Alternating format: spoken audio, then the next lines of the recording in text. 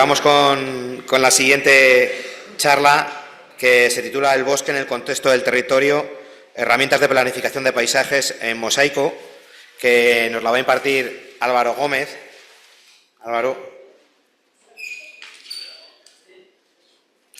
Álvaro es ingeniero forestal y del medio natural y máster en gestión del fuego en paisajes forestales. Es técnico del proyecto Mosaico especializado en el comportamiento del fuego en grandes incendios forestales. Así que te dejamos en tus manos. Ya sabes que tengo las tarjetitas por si acaso. Dale bien, que si no...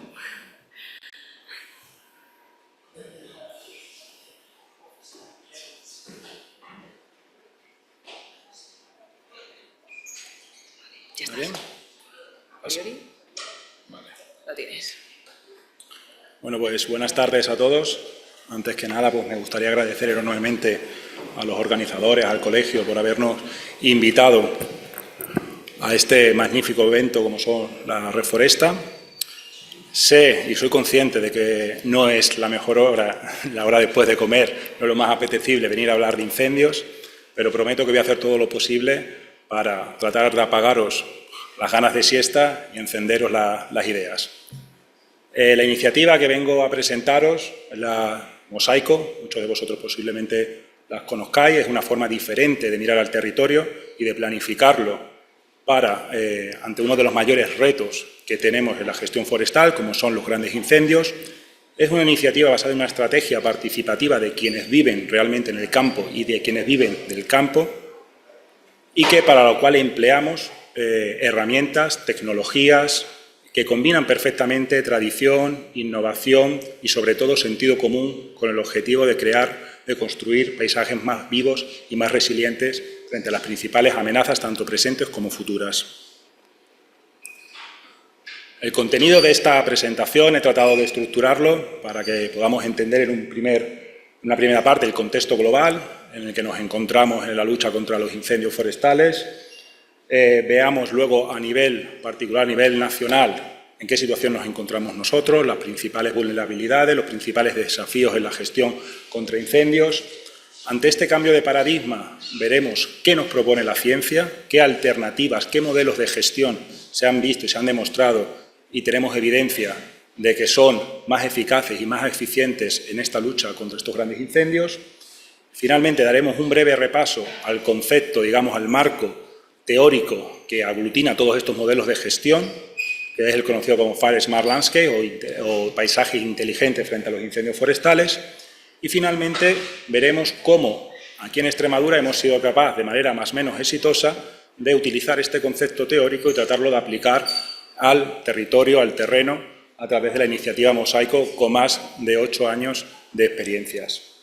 Y finalmente, como es un seminario, pues he incluido un caso práctico para que veamos cómo se aplican estas metodologías, estas tecnologías en la planificación del territorio, en uno de los puntos que me parecían más interesantes, como es el Valle del Lárrago, que posiblemente todos conoceremos, y cómo ha ido esa transformación a lo largo de estos años para cambiar el modelo, para cambiar la visión, para cambiar la configuración y estructura del paisaje hacia un paisaje y un territorio más resiliente y mejor adaptado a la gran problemática que tenían, como eran los grandes incendios.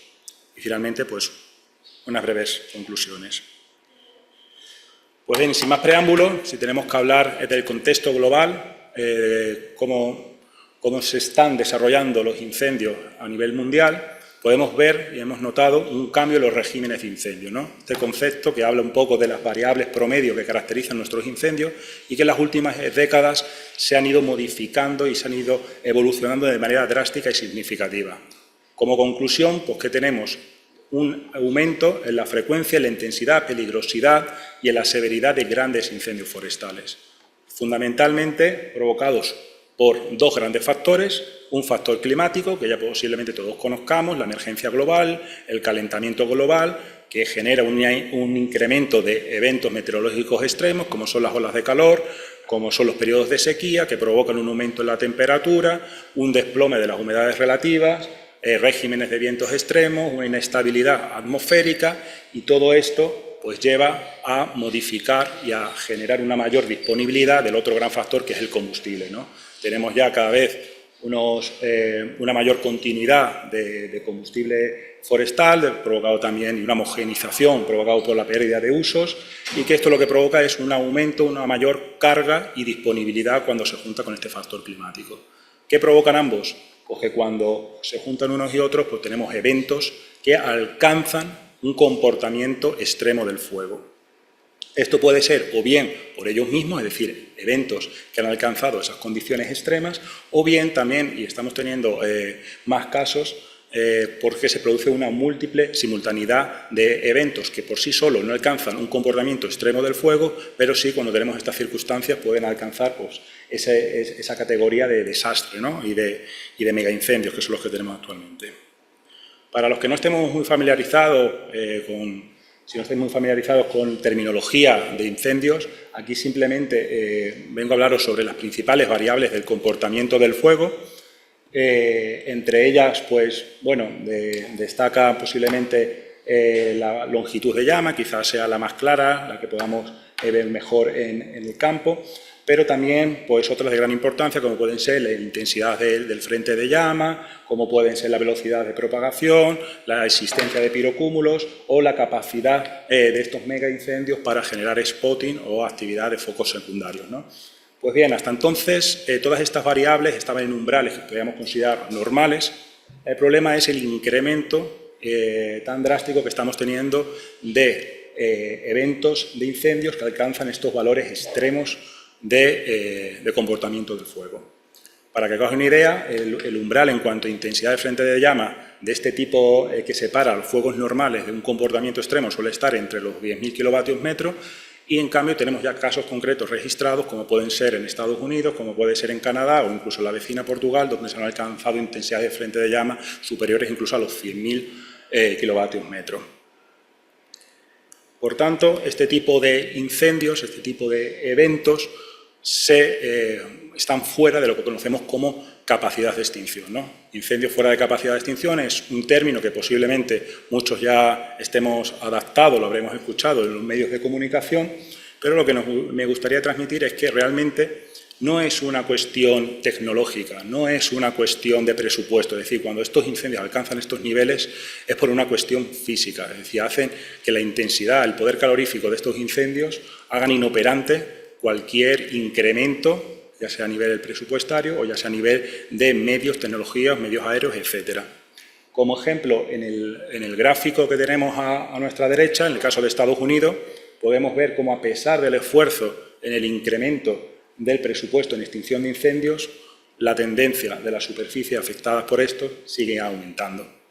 Y es que Estados Unidos, si miramos el mapa mundi inferior izquierda, podemos ver cuáles son las regiones a nivel global más afectadas, más vulnerables por esta gran amenaza de los grandes incendios, y que coincide precisamente con lo que conocemos como los 5 ecosistemas mediterráneos.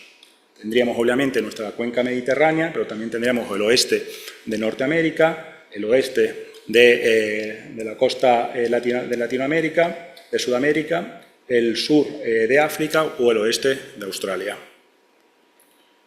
Y es que en estos ecosistemas mediterráneos, donde el fuego siempre ha coexistido y ha sido una perturbación natural y podemos decir clave y necesaria en la evolución de muchos de estos ecosistemas, hoy en día ha sobrepasado esa línea para convertirse en muchos casos en desastres, en tragedias que ya no solo son ambientales, sino sociales y económicas. Y aquí os traigo pues, bueno, una serie de noticias para que podáis corroborar el impacto de este desastre en todas las facetas, ¿no? A nivel ambiental ya sabemos que, por ejemplo, aquí en España hemos tenido ya incendios de 25.000, de 30.000 hectáreas, como la Sierra de la Culebra en el año 2022, o cómo, por ejemplo, se están convirtiendo los incendios forestales en una de las principales emisiones de CO2, retroalimentando el problema ambiental al mismo tiempo. Por ejemplo, en Canadá, en el año 2023, sus incendios, debido a las emisiones provocadas, convirtieron al país canadiense en el 4º más contaminante de todo el mundo. A nivel social, lo mismo, estos eventos extremos, al fin y al cabo, cada vez están cobrando más vidas. Ejemplos, todos conocemos el de Portugal, los incendios de Centro Portugal del año 2017, donde se cobraron más de 62 personas en Pedrogal Grande, o los más recientes en California en el año pasado, en 2024. Y este enfoque también es interesante, el enfoque económico, porque realmente quizás es el menos conocido. Como sociedad no sabemos realmente cuánto nos cuesta apagar un incendio. Pero es que ya no solo es a nivel presupuestario, gracias a que cada vez esta información es más accesible, más transparente, tenemos ya suficientes herramientas y software para cuestionarlo, para poder cuantificarlo, pues podemos ver cómo, por ejemplo, casi llevan a la quiebra a las principales compañías de seguro tras los incendios de 2024 en Los Ángeles. O cómo, por ejemplo, ya no solo los elementos tangibles pueden ser cuantificados, sino también elementos intangibles como los servicios ecosistémicos. Tenemos estudios como el realizado por la Universidad de Córdoba, donde pudo valorar cómo las pérdidas en el gran incendio de Doñana de 2017 llegaron casi a los 300.000 euros. Entonces, este es, desgraciadamente, el escenario en el que nos encontramos y realmente, si nos venimos a nuestro continente, a Europa, a nuestra cuenca mediterránea, pues como hemos dicho, es una de las zonas más afectadas y de mayor vulnerabilidad. Tenemos Turquía, tenemos Grecia, tenemos Portugal, pero en España estamos en la misma situación. En cuanto a grandes incendios forestales, hemos sufrido más aquí en nuestra región, en Extremadura, varios de ellos en los últimos años. Como ejemplo, tenemos ahí el incendio forestal, el gran incendio forestal de Pino Franqueado, con casi 11.000 hectáreas, que se convirtió en el segundo incendio más grande del país, solo por detrás del de Tenerife, con 13.000 hectáreas.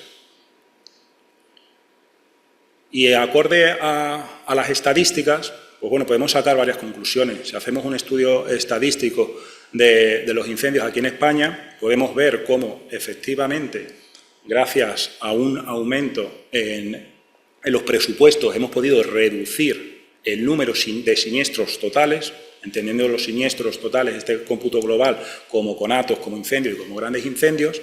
Si vemos la superficie total, la superficie anual que se quema, también podemos ver una tendencia ligeramente decreciente, aunque con una tendencia más de dientes de sierra. Pero, sin embargo, ¿qué pasa con los grandes incendios forestales? Aquí es donde también tenemos el problema, puesto que la superficie media de los grandes incendios forestales está aumentando.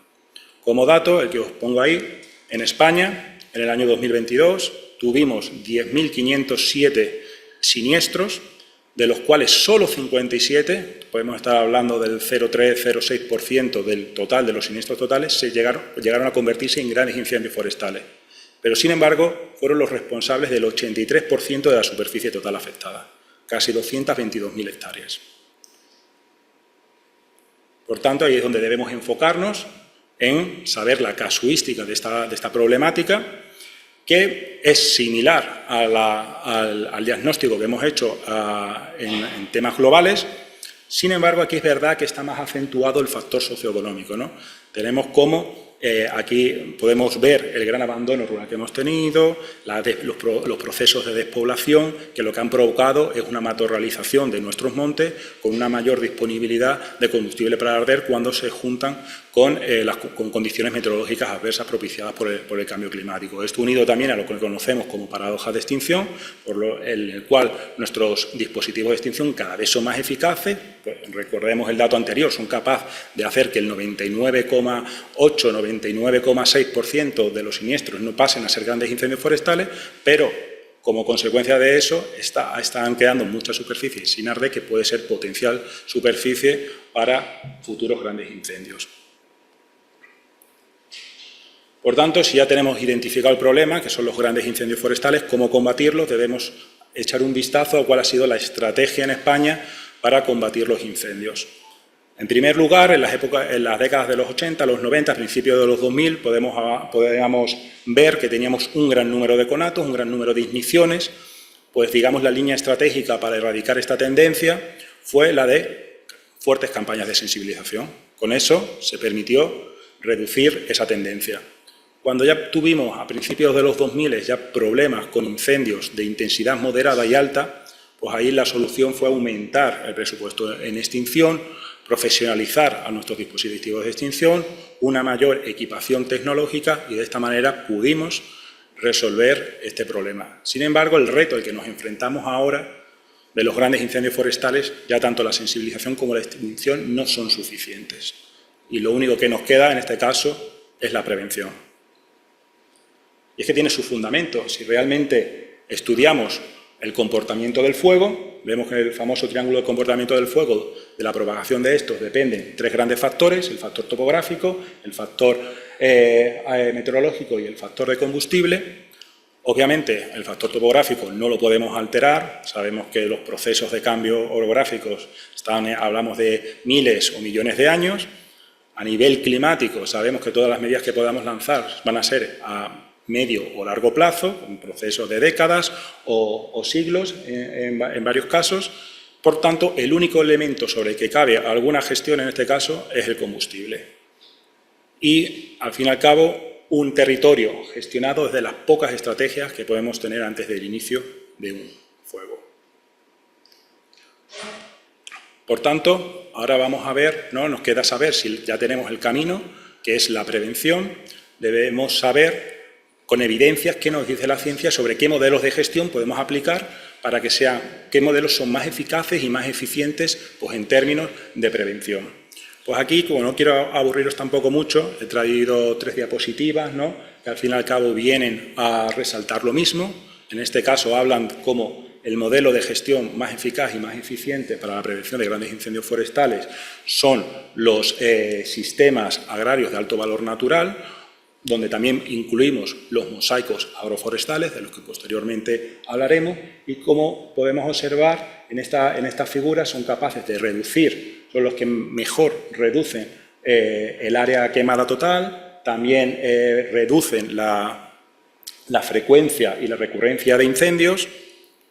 En estos otros volvemos otra vez a incidir en lo mismo, en diferentes escenarios, tanto en los escenarios actuales como en escenarios climáticos a futuro, o también como en los diferentes tratamientos agrosilvopastorales que se emplean en este tipo de modelos de gestión pueden reducir también la severidad de los incendios.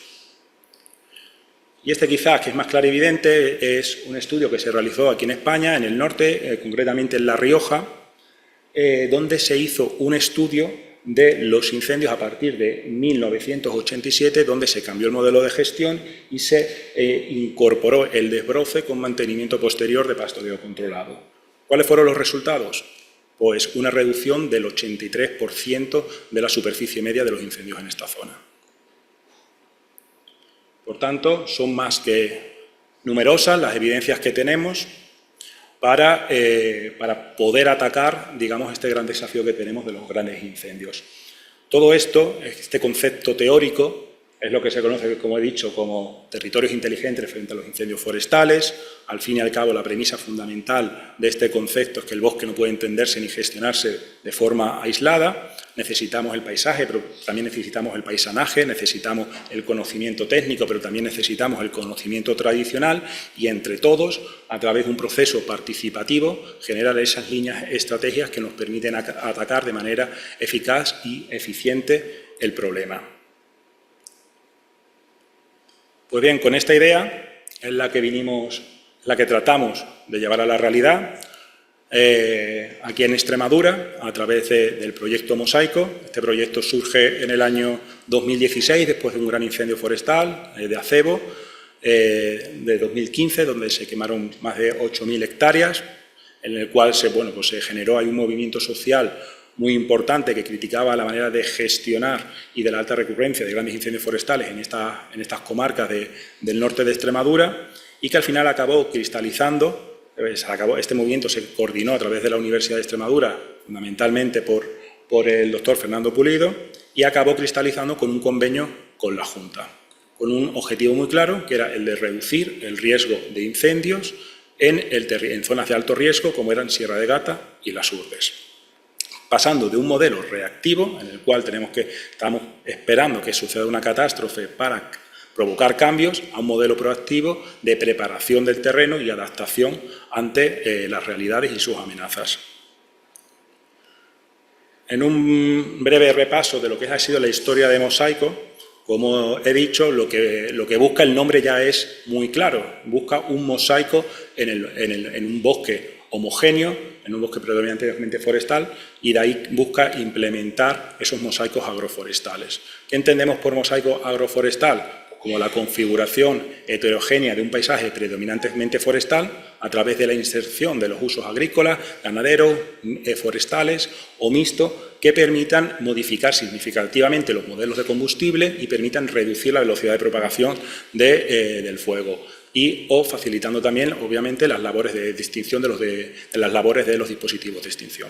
Por tanto, esa era la idea. Los objetivos, como he dicho, de prevenir los incendios forestales, teniendo en cuenta la planificación diversa e integral de los usos tradicionales del territorio, recuperar ese antiguo paisaje de mosaico en montaña, es decir, no estamos hablando de una idea innovadora, sino era simplemente tomar el modelo de bosque que existía en los años 50, en los años 60, que había sido eficaz frente a grandes incendios y tratar de adaptarlos a las nuevas realidades actuales. Como objetivo también transversal, el de la dinamización del medio rural, porque no podemos olvidar la relación existente entre las zonas más despobladas y las zonas afectadas por grandes incendios. Las líneas estratégicas a seguir, pues la planificación integral del territorio, movilización de los recursos infraexplotados, reorientación de los instrumentos financieros, dejar de ver un poco el bosque como un único uso maderero, tratar de generar sinergias para aprovechamiento desde, como ya se ha dicho, desde la miel, desde el corcho, desde la resina, etcétera. Y con todo esto lo que queríamos era que la gente participara, las comunidades locales, y nos llegaran todas sus iniciativas o propuestas. ¿Qué único requisito tenían estas iniciativas o propuestas? Simplemente que cumplieran con el principio de la prevención, que no era más que la reducción de la carga de combustible.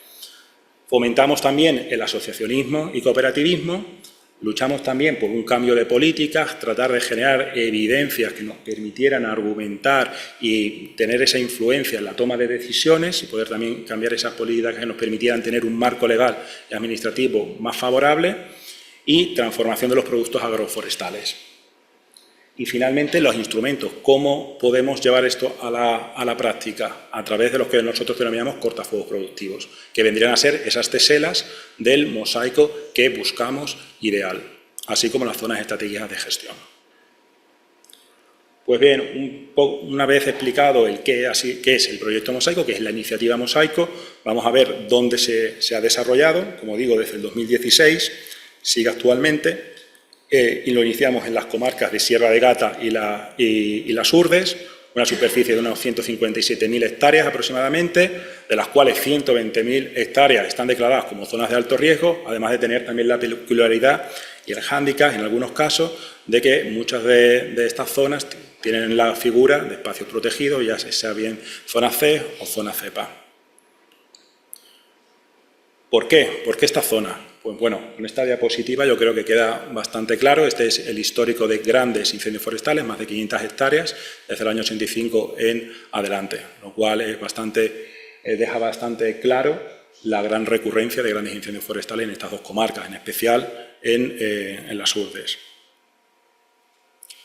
Y el cómo, ¿no? Si podemos responder a la pregunta de cómo llevamos a cabo esta metodología, pues bueno, Mosaico es cierto que ha sido un proyecto de ensayo y error, hemos ido aprendiendo, hemos ido mejorando y depurando la metodología con los años, pero si tuviera que explicaros brevemente, con una diapositiva, cuál es la metodología empleada, pues sería esta.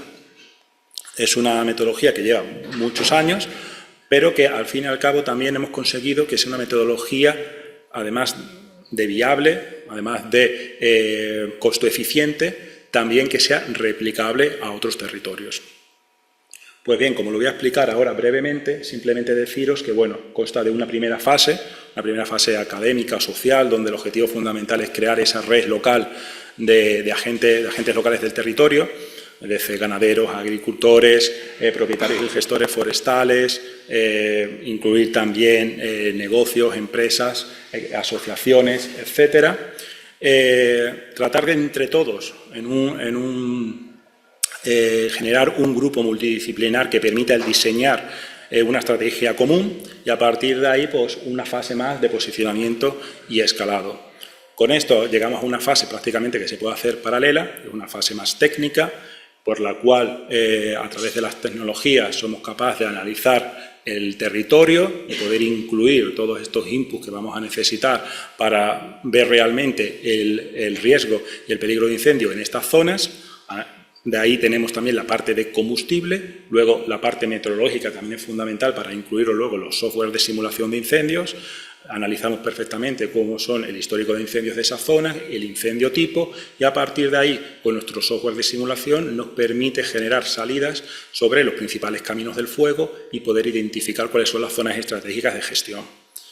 Pues bien, y ya finalmente una última fase sería la fase operativa, donde una vez recogidas las propuestas, ver un poco nuestro plan integral que hemos generado con los softwares de simulación, ver cuáles de esas propuestas son más viables y de las cuales, a través de la búsqueda de financiación, sea pública, ya sea privada o público-privada, poder desarrollar estos proyectos de actuación que hagan posible estos cortafuegos productivos. Por tanto, ahora he hablado en términos generales.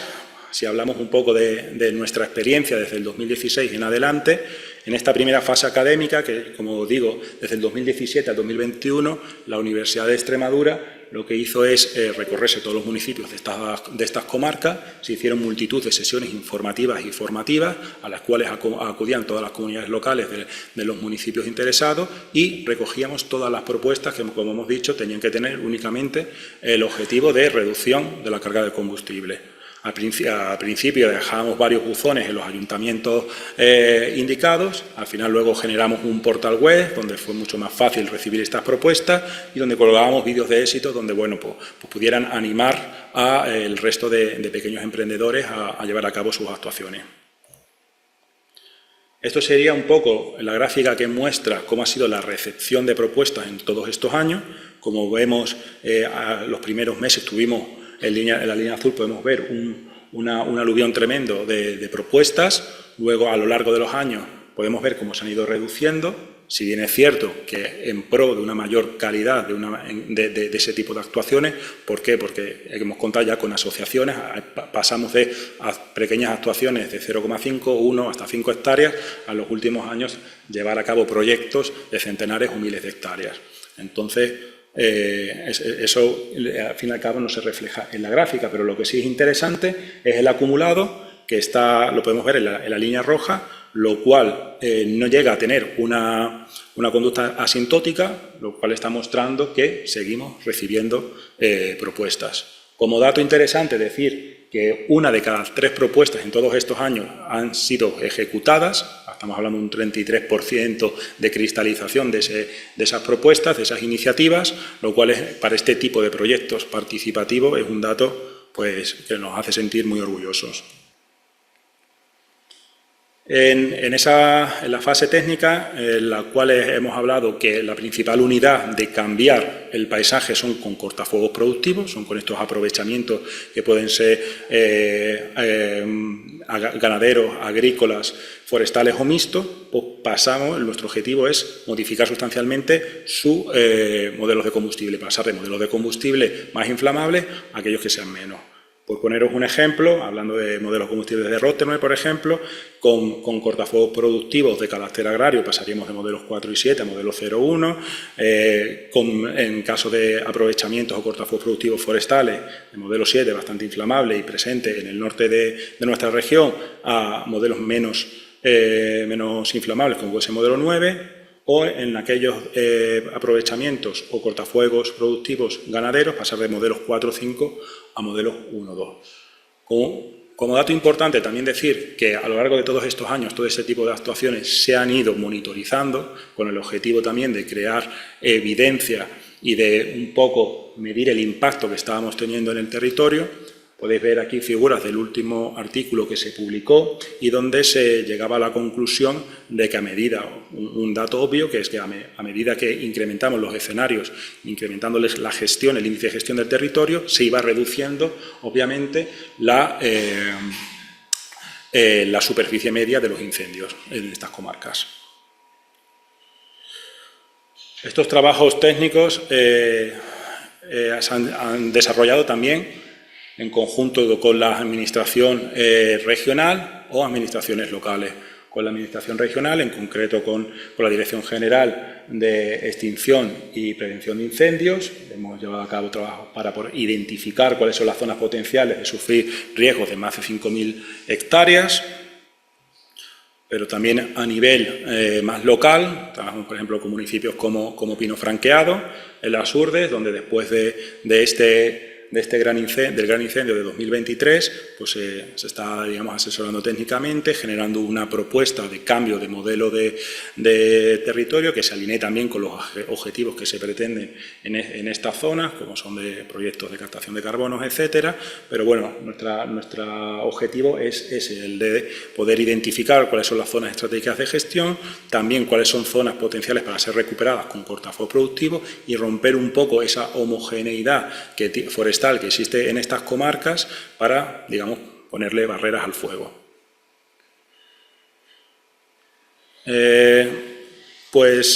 Ahora, de manera más gráfica, podemos ver cuando a lo mejor os he hablado de cortafuegos productivos y nos hacéis a la idea de lo que puede significar. Aquí os traigo varios ejemplos de lo que son cortafuegos productivos que se han ejecutado durante estos años. Este se encontraría en las Urdes, en el término municipal de Pino Franqueado. Sería además un cortafuego productivo que podemos llamar estratégico, dada la localización que tiene y los estudios previos. En este caso, el cortafuego productivo iría en azul, o sea, estamos hablando de unas 40 hectáreas de terreno de monte público, que allí el ayuntamiento lo que ha hecho luego ha sido sectorizar y ofrecerle la producción de castaño, en este caso, en marco agroforestal, a los vecinos. Con esto, ¿qué hacemos? Ampliamos el efecto de los sistemas lineales preventivos de defensa que ya existen en la zona, como el área de cortafuego y las fajas auxiliares, y tenemos un mayor impacto y protección del territorio. Aquí son otros ejemplos, tanto de Sierra de Gata como en las Urdes, donde con diferentes tipos de gobernanza privada, gobernanza pública, gobernanza público-privada. Vemos, por ejemplo, en la imagen de arriba, tratamientos selvícolas que luego se mantienen a través de pastoreo. Podemos ver la resinación, lo cual también es un tratamiento muy interesante en la prevención de incendios. También en Hernán Pérez podemos ver las plantaciones de pino piñonero o lo que conocemos todos ya como cabras bomberos o esas sinergias que busca el mantenimiento de las áreas cortafuegos a través del pastoreo y el posterior pago por servicio a esos ganaderos. Ya finalmente, para que podáis visualizar, si pusiéramos en un mapa de las comarcas cuáles han sido todas las actuaciones llevadas a cabo en estos años, desde un punto de vista al menos fomentadas por el proyecto, tendríamos esta situación donde estamos hablando de casi 6.000 hectáreas, de las cuales en azul tendríamos aquellos cortafuegos de índole ganadera, obviamente de mayor amplitud, en naranja las agrícolas y en verde las forestales. Pero es que si estas actuaciones de estos cortafuegos productivos lo juntamos a todos los tratamientos que ya de por sí hace la Administración, hace la Junta en todos los montes públicos de la zona, pues obtenemos esta situación en la cual sumaríamos casi un 7% de la superficie del territorio. Lo cual, si nos vamos a las evidencias científicas, que es verdad que no hablan de un umbral, de unos datos concretos, pero entre el 10 y el 15% para zonas de alto riesgo, es decir, 10 o un 15% gestionado de manera eficaz y eficiente a través de un objetivo claramente preventivo, podríamos lograr reducir significativamente el riesgo de incendio. Y ya, como me quedan 5 minutos, me parece, ¿no? Voy a terminar con un caso práctico. Rápidamente haré un repaso de todo lo que hemos hablado, aplicado, en este caso, al Valle del Árrago, y con esto ya finalizaríamos la ponencia. Pues bien, el Valle del Árrago, no sé si lo conoceréis, se encuentra en la Sierra de Gata y ha sido considerado durante muchos años como uno de los puntos de mayor riesgo de incendio de toda la comunidad autónoma de Extremadura. Si hicimos un cálculo del riesgo de incendio y la situación era esta, es decir, prácticamente todo el territorio teníamos un riesgo extremo, un riesgo muy alto de incendios. En esta primera fase lo que queremos es recopilar toda la información necesaria, hacer un estudio minucioso del territorio, estudiar la casuística de los incendios que tienen allí y tratar y también incorporar la idiosincrasia para el territorio, para que el plan integral que hagamos finalmente esté adaptado a la realidad propia del territorio.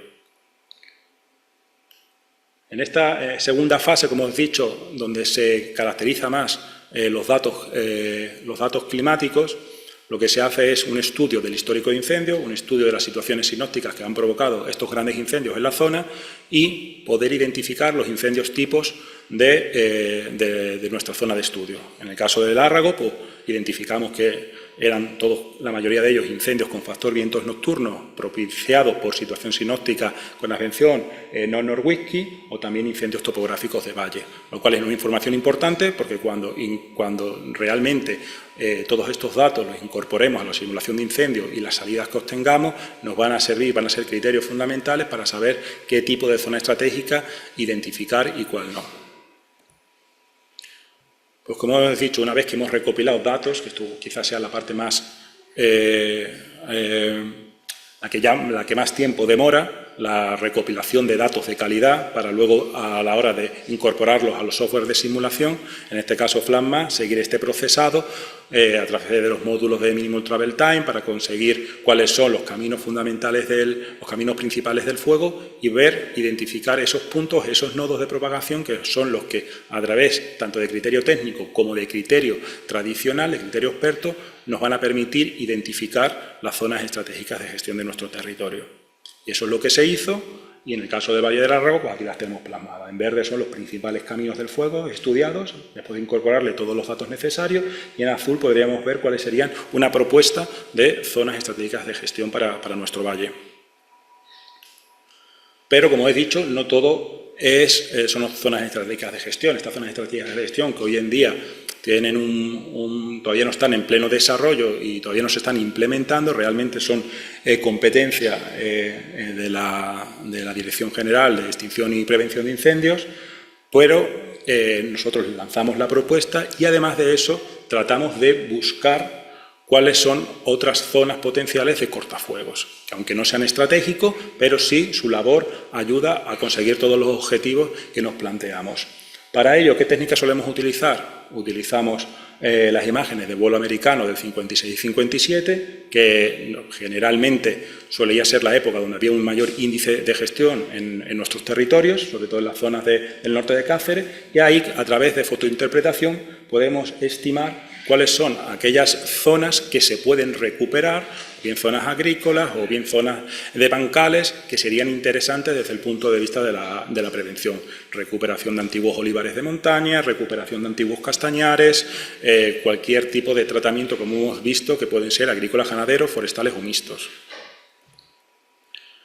Y este fue el resultado, en este caso, terminamos con este plano, que viene a resumir lo que sería el Plan Integral de Prevención del Valle del Lárrago, una propuesta que se hizo donde vienen recogidas tanto las infraestructuras de apoyo a la extinción, zonas estratégicas de gestión, las infraestructuras de prevención de diferente gobernanza, o bien las públicas, que son pues bien los tratamientos de piroselvicultura que se han ido desarrollando en la zona, en los montes públicos, la gestión privada, son aquellos proyectos que se han ido desarrollando con financiación privada, o los de gestión público-privada, ¿no? Que también son aquellos tratamientos destinados a la prevención que se realizan en montes de utilidad privada, pero de gestión pública, como podrían ser los montes protectores, en este caso, del Valle del Lárrago.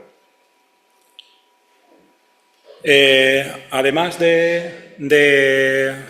como hemos visto, la parte privada es muy importante, en la que se han ido desarrollando numerosa cantidad de proyectos en los últimos años. Si podemos decir que en los últimos 8 o 10 años y actualmente ahora mismo hay entre 8 y 9 proyectos que están en diferentes fases de ejecución solo en el Valle del Lárrago, de diferente financiación. Aquí vemos un ejemplo, como puede ser el Grupo Operativo Parafuegos, con el que hemos colaborado también, pero aquí podemos ver una situación general de cómo es la situación actual del Valle del Lárrago con los diferentes proyectos, todos destinados a la prevención de incendios y a generar ese paisaje en mosaico montaña que es el objetivo. Y ya con esto acabo, antes de que se me saquen tarjeta roja, ¿vale? Con una serie de conclusiones que, bueno, espero que también sirvan para luego el debate. Es necesario, fundamental, un enfoque territorial, sistémico y productivo que devuelva al paisaje a su diversidad funcional. El mosaico no es una solución mágica, pero sí es una estrategia viable, replicable y alineada con los retos actuales: los incendios, el cambio climático, la despoblación, el desarrollo rural o la gestión sostenible del monte. Vuelvo a recalcar esa idea de que sin paisanaje no hay paisaje. Los habitantes rurales son parte del problema, no son parte del problema, son la parte fundamental y esencial de la solución, y más que planes sectoriales lo que necesitamos son pactos territoriales. Y con esto acabo. Muchas gracias por la atención.